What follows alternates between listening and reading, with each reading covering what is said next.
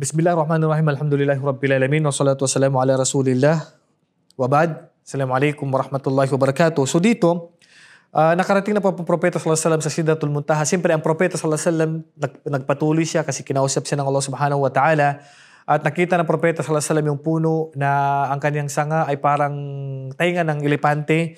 At napakaganda at hindi niya kaya ma-describe ang nakita niya sa lugar na ito na nabanggit ng propeta sallallahu alaihi wasallam. At dito, mayroong kwento na ang propeta sallallahu alaihi wasallam ay nakapasok siya sa paraiso kasama ang sasakyan na burak. Pero nagsasalungat yung kwento na to dahil ang burak na ito ay itinali ng propeta sallallahu alaihi wasallam sa Masjid Al-Aqsa kung saan doon po itinatali ng mga propeta ang kabayo na to o ang sasakyan to. Dito, thumma na pinanggit ng propeta sallallahu alaihi wasallam madahaba ila sidratil muntaha, dinala na ako sabi niya ng burak sa sidratul muntaha, wa ida waraquha ka uduni alfiala. Ang sidratul muntaha may puno doon na para daw tainga ng tainga ng elepante. Subhanallah, napakaganda.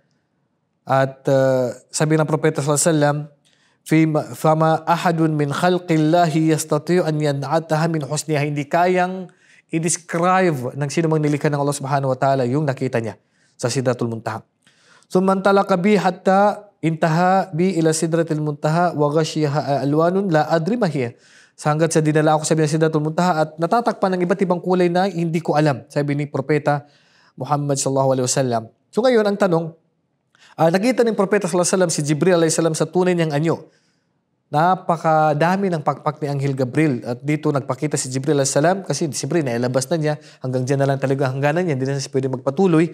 So nakita ng propeta sallallahu alaihi wasallam ang tunay na ugali, na itsura ni Jibril alayhis salam na may 600 pakpak. Dito pumasok ng propeta sallallahu alaihi wasallam sa paraiso. Sabi niya, "Thumma udkhiltul jannata fa idha fiha janabidu al-lu'lu wa idha turabuha al-misk." Dito napakaganda yung kumbaga yung mga padir, dito ay galing sa mga dingding, galing sa perlas, tapos yung kanyang lupa ay napakabango. Yan ang binanggit ng propeta sallallahu alaihi wasallam. So sabi nila, nagsasalungat daw yung kwento na to sa ibang riwaya. So ang correct ay naiwanan ang burak doon sa Masjidil Aqsa at may nagsabi naman na sinakyan niya ito hanggang sa pag-akyat niya po sa taas. So, nakita ng propeta sallallahu alaihi wasallam sa paraiso ang Kautsar na ipinagkaloob sa kanya ng Allah Subhanahu wa Ta'ala. Ataitu ala nahrin hafatahu qibabul lu'lu mujawwafan faqultu ma hada ya Jibril qala hada al-Kautsar. Nakita ko sabi niya yung batis, yung lawa na pag nainom mo ito hindi ka na mauuhaw kailanman at napapalibutan ng perlas. Napakaganda ng napakaganda ng batis na to na pinagkaloob sa propeta sallallahu alaihi wasallam na tinatawag na Kautsar. Sabi ng propeta sallallahu alaihi wasallam kay Jibril, sabi niya, Jibril, ano yan? Sabi niya, yan yung Kautsar na ipinagkaloob sa iyo ng Allah Subhanahu wa Ta'ala. So ngayon,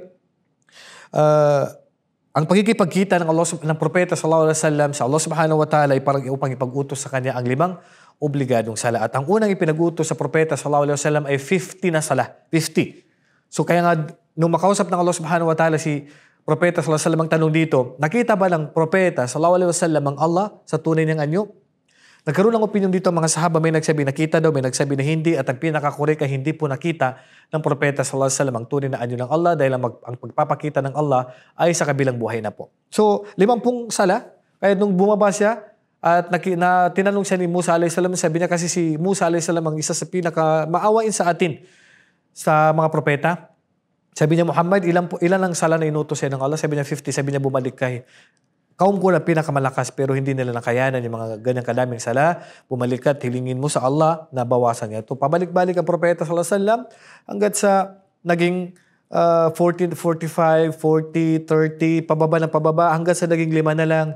Sabi niya, Muhammad, ilan na lang? Sabi niya 5. Sabi niya, bumalik ka dahil mahirapan pang umma mo. Hanggat sa sabi niya, pastahiyatu Rabbi, nahiyan ako sa Allah na humiling pa ng kabawasan hanggat sa ang naiutos na lang ay 5. Pero sabi ng Allah Subhanahu wa Ta'ala, la yubaddalu qawlu ladayya, hindi na babaguhin ang sinabi ko.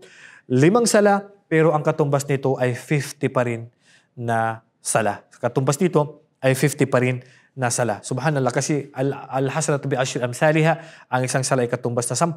Kaya yung sala natin na 5, na 50 pang original niyan, 5 nga, pero 50 pa rin ang gantipala. Na ganyan po tayo kamahal na umma ng Propeta sallallahu alaihi wasallam, ganyan tayo kamahal ng Allah subhanahu wa ta'ala, dahil tayo ang umma na napaka-special na umma, which is umma po ng Propeta Muhammad sallallahu alaihi wasallam. Wallahu a'lam, sallallahu ala nabiyina Muhammad wa ala alihi wa sahbihi ajma'in. Assalamu alaikum wa rahmatullahi wa barakatuh.